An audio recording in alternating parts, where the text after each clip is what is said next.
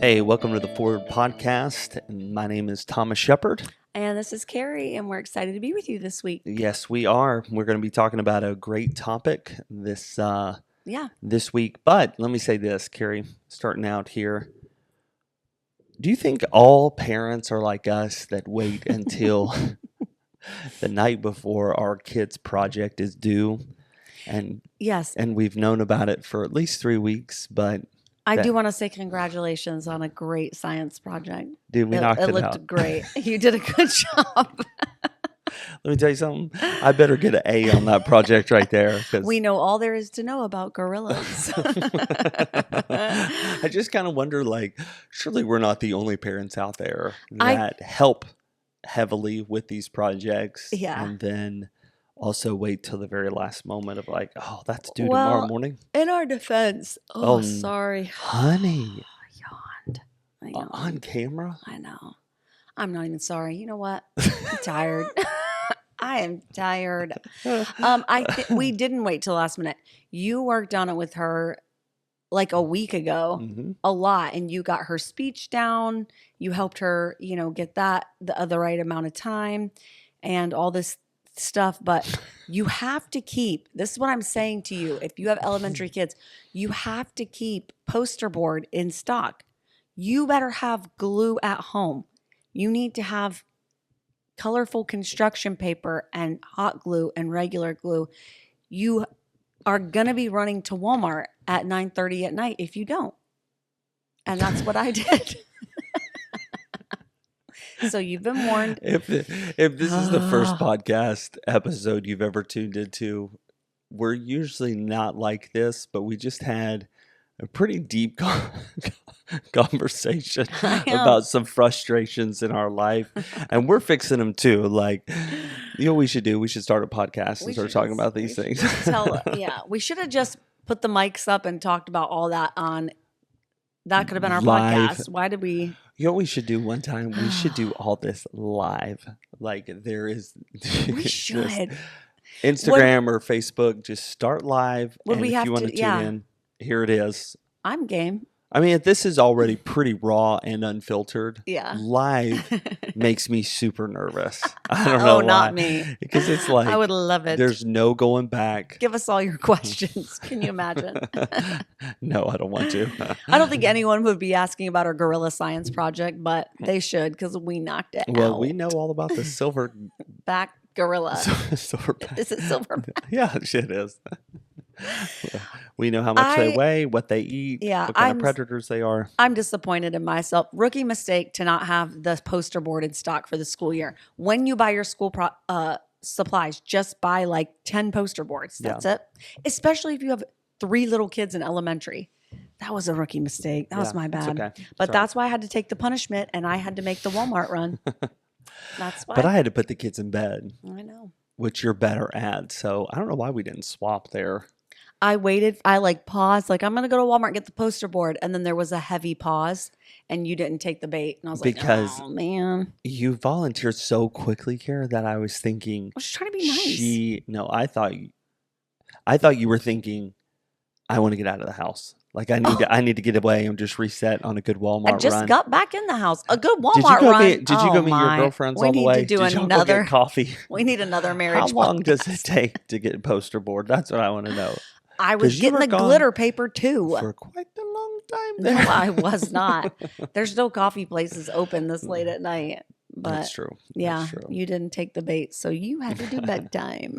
I did it. Those poor twins.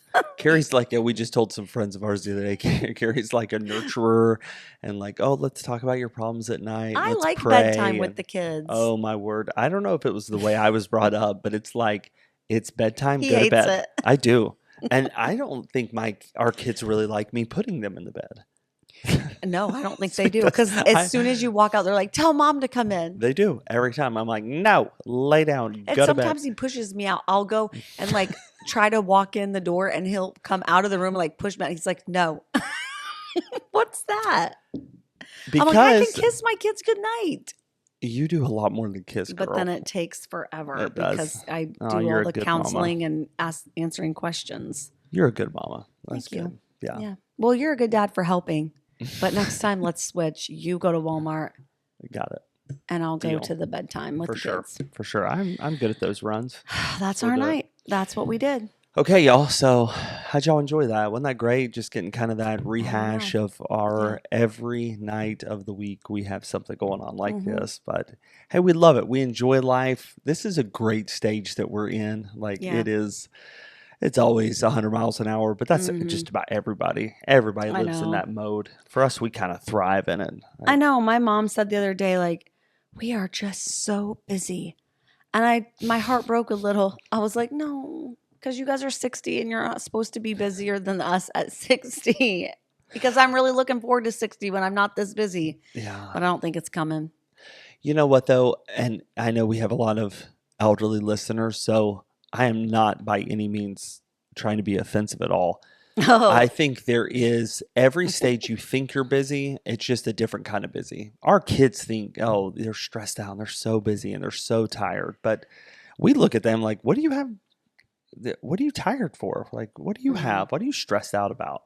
And I'm sure there's a lot of elderly that think the same thing about our life stage. But then, like our parents, your parents, their tired is like a very different pace than ours. Their busy is a very different pace. That's probably true. You know what I mean? If we switched places with them and they had to do everything, maybe they would think like, oh, maybe we're not that busy. Right. But they've adjusted, That's true. And you have to make adjustments for like, we have a lot more energy because we're younger, Right.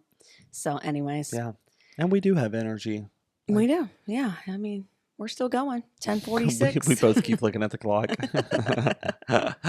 Well, hey, we're going to change tunes here tonight, and this is going to be a little bit different than what we have been discussing at least over the last couple weeks. And this week, we're going to start kind of moving towards, if you yawn again, Kara. I'm trying so hard. Here, do you want some of this coffee? No, I don't like how you make your coffee. I like how you make mine, but not yours. Yeah. Anyways, mine is a little bit more just kind of plain black. Yeah.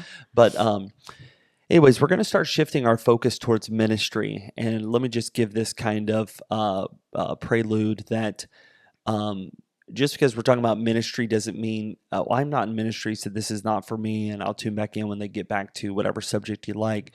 It's really going to be geared towards just Christianity in general. And you might be listening to this and you don't go to church and you say, I'm not a religious person. And I think there's a God out there, but don't tune out. This is going to be great for all stages. But Carrie and I, let me just give kind of an introduction to this and then we'll jump right back in. So stop me if you want to jump in. But Carrie and I have been married for 18 years now. We first got married. You are so tired, girl. What is the deal? Hey, you want to give our story, and then you'll be awake for a little while. Give our story. Talk about our ministry life. I didn't know you were going to give our story. Oh, okay. But I can just say it. We met at college. No, not that far back. But how have we been in ministry? Talk about our different ministries. I was born in 1983. On a spring day in 1984. It was a beautiful day. I had some great parents. A wondrous child was born. All right, woman, go for it. What am I saying? Our ministry? Yes, just talk about our ministry experience. Okay. Let's say that. So we volunteered when we were first married in my dad's church, and we weren't like on staff or anything, but for 2 years we worked jobs and then we did stuff in the church. I was the pianist and you were the song leader. And then we taught like a teen class. And was I the secretary too? I think I was the church secretary. Wow, I forgot about that. That's right. I know, yeah. And we just volunteered, did all those jobs. We sang a lot.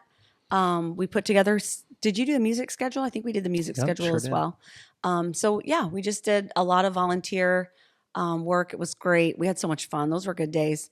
But learned under my dad, who is a pastor of 32 years, awesome pastor and great teacher. We did that. And then God called us to Beckley, West Virginia, and you were the youth pastor. And we did that for a year and a half. And then we took over as senior pastor in 2009. Yep, in 2009. 2010. Yeah, 2010. And so we did that until we moved to California in 2018. And Thomas was the vice presidential nominee. What were you? I don't even know. I was a teacher, and Yeah. my title was assistant to the regional manager. He was Dwight Schrute. No, it really was assistant to the president. And, Yes, at West Coast. oh man, our college students loved that. That was great. We had a good time with it. We did. We had so much fun there, and did that for 3 years, and now we're here and the senior pastor again in Indy, and love it. Great place, great area, great job, great church. We really do enjoy it. Yeah, we really do. It is so much fun. And that's so we've been here for 3.5 years. So to say all that is, this has been 18 years. We have been in ministry and serving the Lord together. And on our walk the other night, I was just telling Carrie how important I feel like she is in my life for serving the Lord. I can't imagine just doing ministry without you. And I was just telling how important she is to all aspects of, not just being a pastor's wife, but her and I teaming up and serving the Lord together. It is just so wonderful. And the reason I kind of wanted to give that little bit of a background was to say, of 18 years of ministry, there's some real things that we have begun to learn about what it takes to be a church member in 2024. And so often, church can be really taken out of context. Yes. There's many things about church that there's just these myths that are out there and that exist. And for a long time, we have felt like we have to live up to these expectations of this is what church is and this is what church is supposed to be. And unfortunately, a lot of it is just that. It's myths, or it's a great preference, or it's something that a foundation that should not be built upon. And so I'm going to ask you this because you haven't seen this at all, but let me ask you if there's one thing that you feel like we take church out of context nowadays, or man, we just, for some reason, we do this in church and it's probably not super healthy. What would one of those be? Oh, I love these questions. Dun, dun, dun. Let me get careful. Let me get my preach on. I think where we've gotten church wrong in this culture is that we want it to be a club for Christians. Ooh. And while it is definitely a place for Christians to gather and worship, it's not, I think we make it too inward. Yeah. Like we lose the outreach aspect of it. And an example of that would be, I know a lot of Christians who their entire week they want to spend with only other Christians. They only want to be exclusive, like, oh, we need to hang out more in the week and we need to have you guys over. And all of that's great. And it does have its place. But I feel like, again, as we can easily do, and we've talked about this in many other episodes, but we take something good, which is Christian fellowship, needed, yes, but we abuse it and it becomes excessive. And I think church culture is damaged when we forget that Sundays are a time to gather and worship. And yes, fellowship is great. But during the week, as individuals, we are the church. And as individuals, we are the outreach. And so when we kind of take that Christianity mindset and try to infiltrate every part of our life with our Christian buddies, right. we lose the whole point of Christianity, which is reaching other people that might need our love and might need our attention and our fellowship, and bringing them into a place that can help them. Yeah, that's good. Spiritually. And so that would be my input there. Yeah. What about you? That's really great.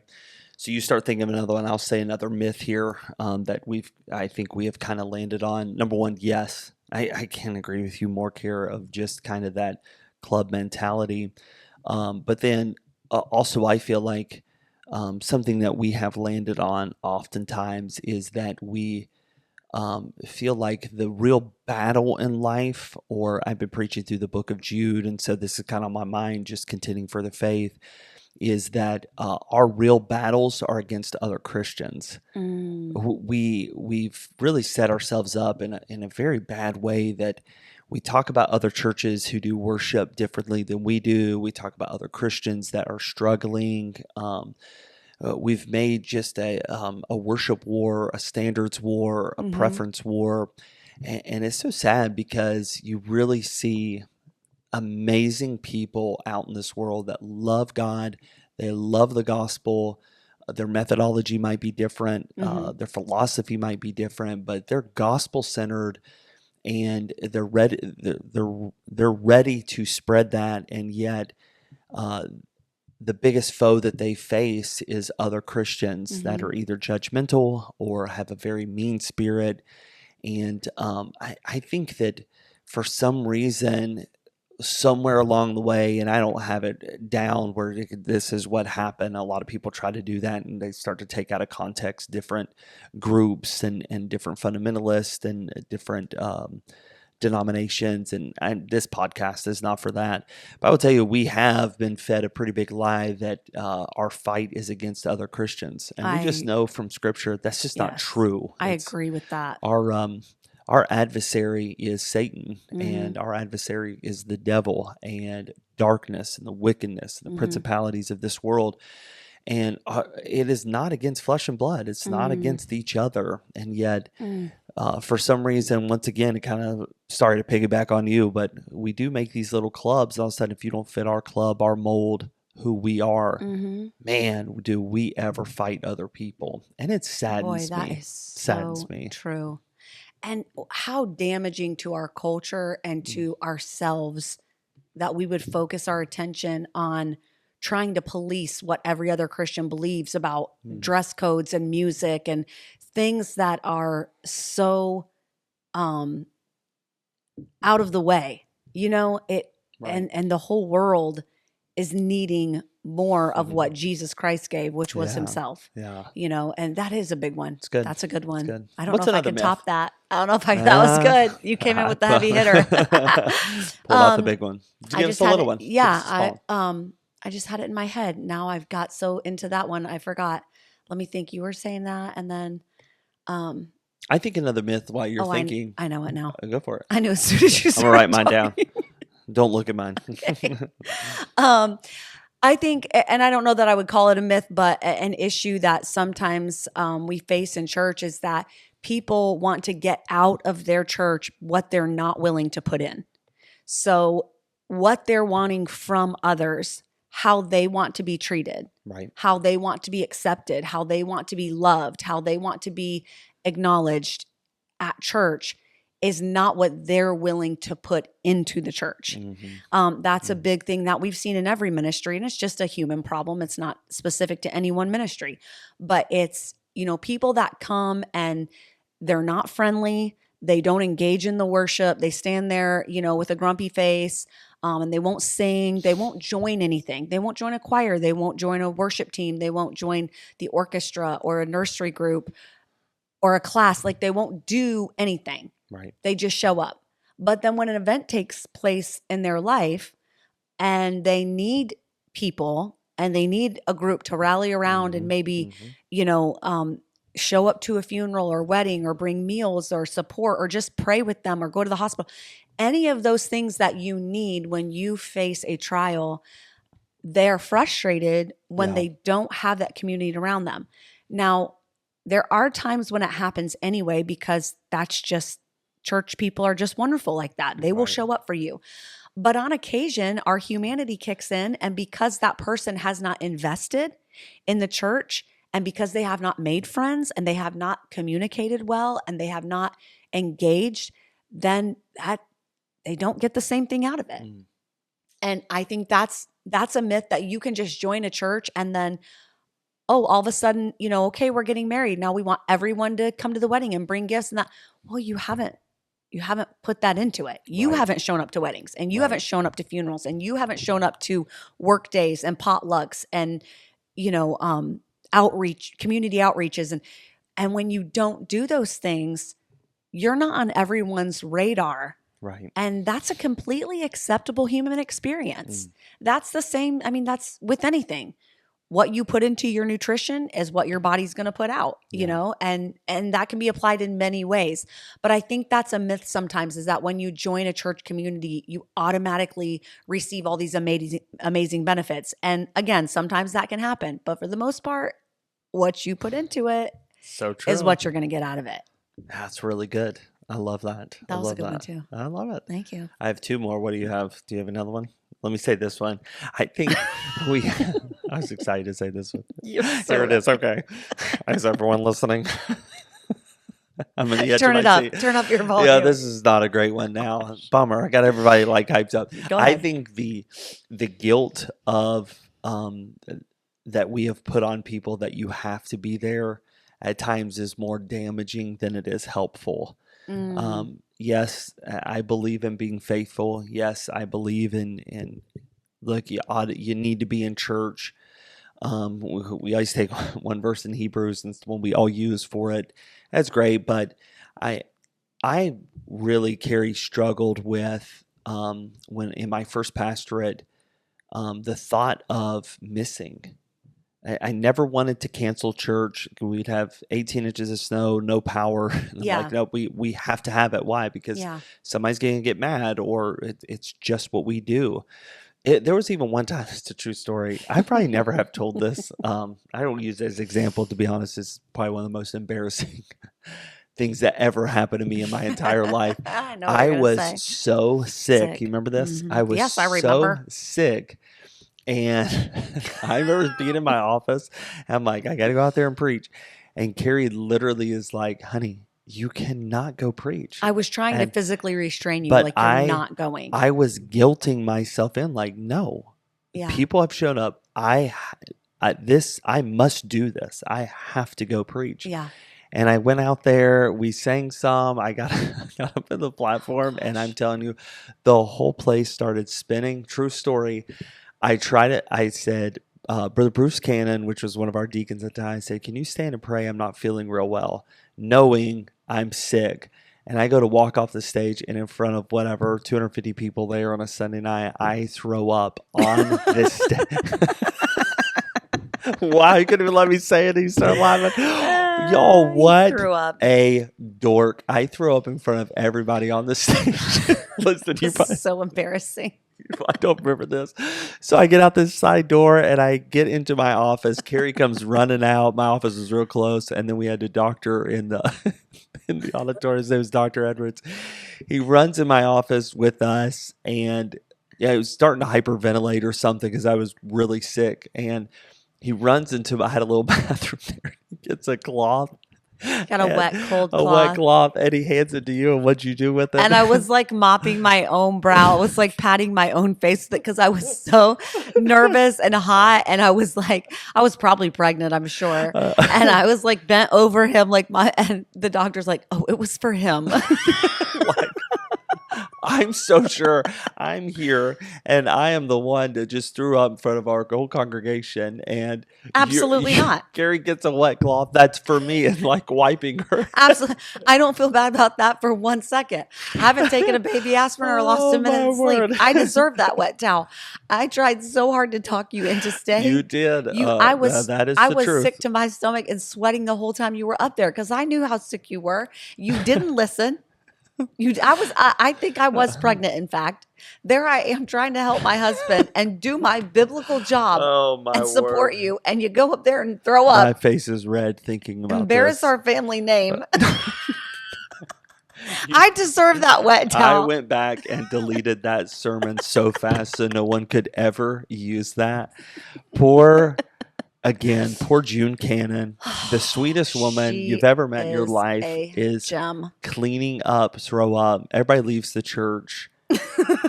I'm surprised people came back. I know. I can't believe they did go. They were the sweetest people, though. They were like, it's the South. It's like, preacher, bless your heart. Like, they're like, go home. Gross. Now we're going to get sick. You're an idiot. The flu spread through the church. Oh, my word. Seriously. I was the first coronavirus of 2000, whatever, 12 or whatever back in the day. So but your point there is, and that's a hilarious story. But your point is like the pressure that we put on ourselves sometimes in our Christian circles for attendance can overwhelm us. Yeah. And it's not practical. It's not. It's not like there was a time your kids are sick. No, you just we do not want to get a call from the Power pastor. through. You bring them, you sit with them at the back, then you get everybody else sick, or Ridiculous. I mean, it was Yeah. a day and age where people are like just guilted into, hey, pastor, I'm so sorry, we haven't had a vacation in 13 years, but we're going to take this vacation. And they were almost scared to tell the pastor because the pastor was upset. And I think it's this myth of, look, assemble, be there, come together, let's worship. But that whole guilt trip of you're going to miss a service, you're just not going to find that in the Word of God. Even our Christ got away and got some rest. And there were moments where he went to friends' houses and went into the desert. And, I think just this myth of, you remember growing up, 3 to Thrive. Did your dad ever preach that or no? No, he never said those words. I never remember hearing him say 3 to Thrive, but it was preached that, sure, you should be at all 3 services. Right. Yeah. And again, I'm not saying you shouldn't. I think you should, but there are those moments, like we've had some kids that have been sick, and we have some friends, their kids have been sick, and don't feel guilty. And I can't make it as a mom. We have some single moms, I can't make it tonight. My kids are this, or okay, well, God understands. He knows. And you're not like, the pits of hell are not going to open up and swallow you because you miss one church service. And I do think that verse has been, again, used in excess to a dangerous point, like forsake not the assembling of ourselves together.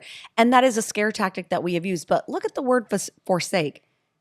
That's an extreme word. Yeah. If I were to forsake you, that wouldn't be. That's a big word. We didn't talk for a day. Right. Or I didn't show up to your birthday party. Like, a forsaking is more than just, missing you 1 or 2 times here and there because of human reasons. Yeah. Forsaking is, a gross turning away. It's a complete denial. And so, like, to use that verse, why are you laughing at me? I'm not. Go ahead. To use that verse as a scare tactic, like, oh, well, you shouldn't miss because you're going on vacation or your kid's sick or something, like come on. I think we've taken that to the extreme. Right. And we are, as humans, we do that. Okay, another one of mine is, were you done with that one? Yeah, go for it. That was a good one. Another one of mine is, and we have faced this, like, if your pastor's wife, or any of the staff, like people that you view as leadership, elders, whatever you want to call them in your church, do not talk to you 1 week, or they don't greet you, or they don't catch you at a service to say hey or have a long conversation, and you think they don't like me. Right. Like, that's a total myth. In fact, it always makes us giggle. Like, if you think the leadership, or the important, I'm using quotes, the important people in the church are angry at you or don't like you because they haven't talked to you, please don't believe that. Yeah. Please don't. We're not that petty. We're not that childish. We wouldn't, if we were angry at you, and I hope the majority of church leadership would follow the biblical standard, which is you confront someone you're angry at and you talk to them about it. If they don't do that, they're probably just very busy, or something has slipped their mind. They've got a lot on their minds, and I can speak from the view of a pastor because I'm a wife of one, that there is so much that you don't know that they're taking in emotionally, mentally, beyond the scope of teaching, preaching, and encouraging.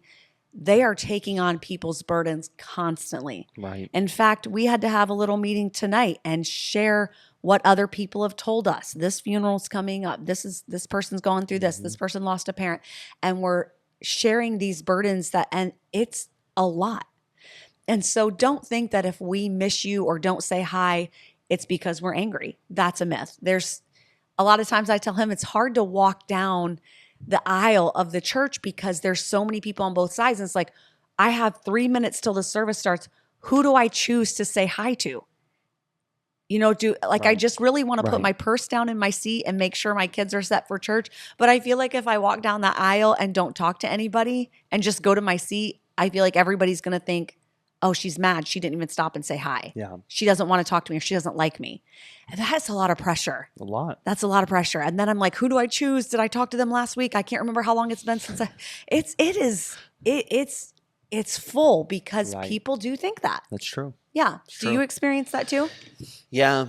I think, Care, I've told you this, so might as well tell our close friends on our podcast this. All our best friends. I've grown a lot. It used to really, when someone had a complaint or someone did not like me, it bothered me really bad. Remember, I would hang on to it, and it really tore me up.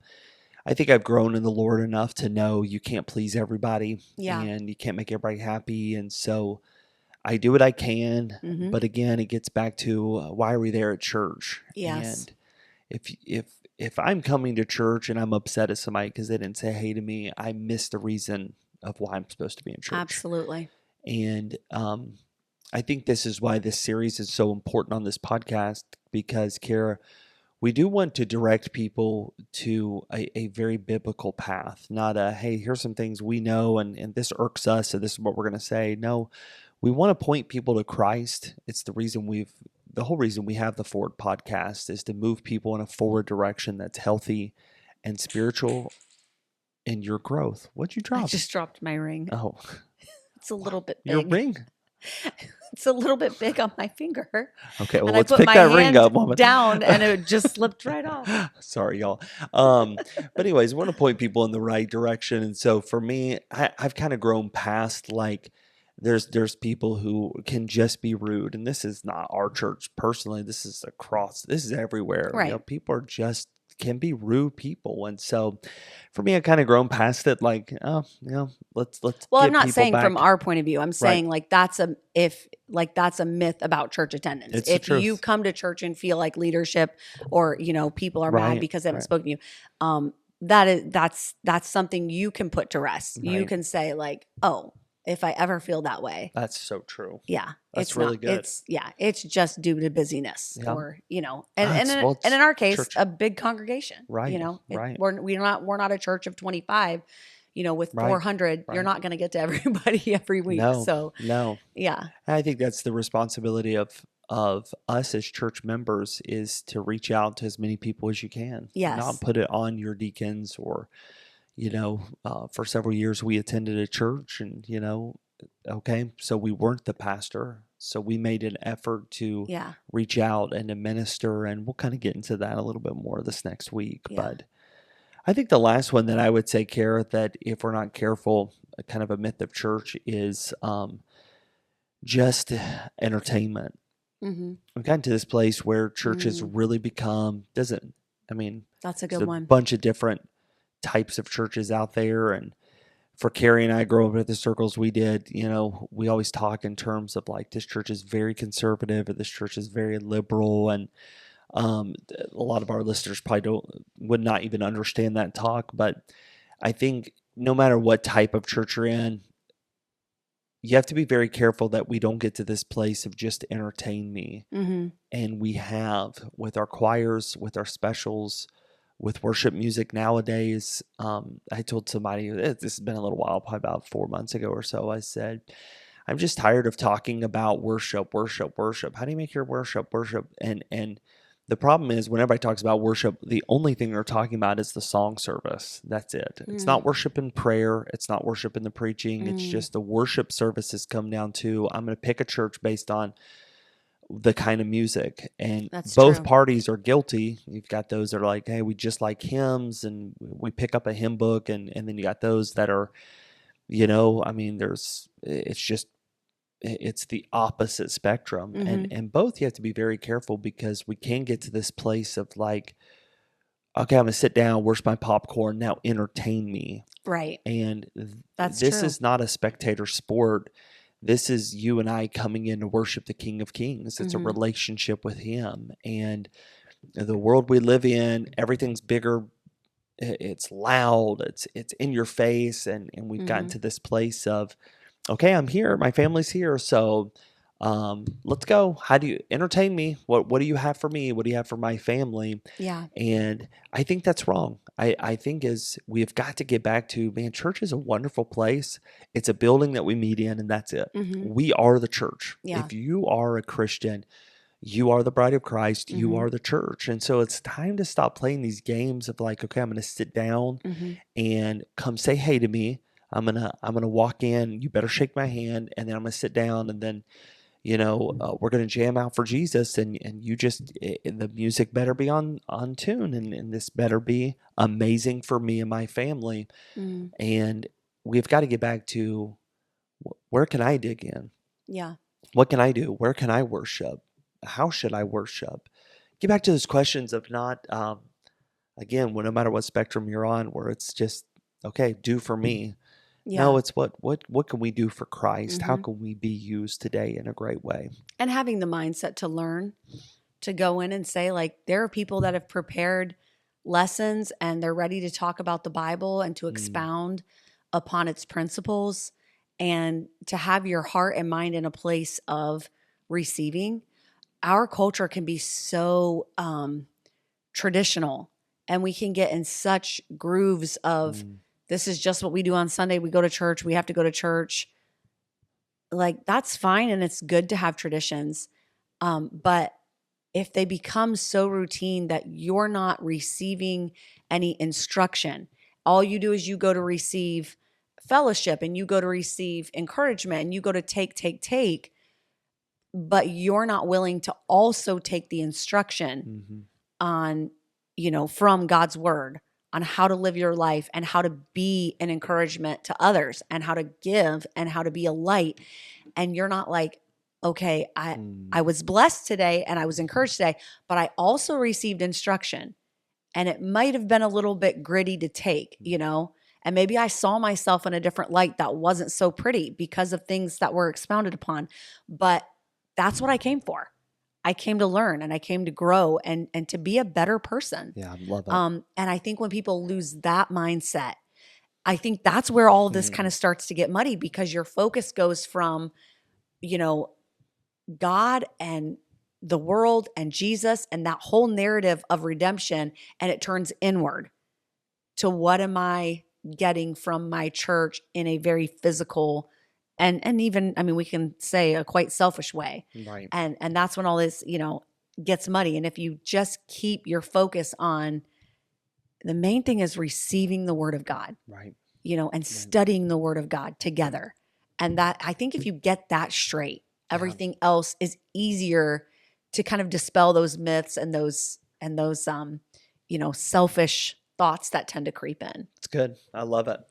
Well, listen, it's been wonderful to be with y'all this week. And this next episode we're going to post will kind of head more into, okay, so now we know the myths, but how do we worship? How do I be a good church member? Yeah. How do I go to church? I don't even go to church. So if I do, what do I expect? Where do I start? Where do you start? Yeah. And that's what we'll hit in this next episode. But hey, thanks for tuning in.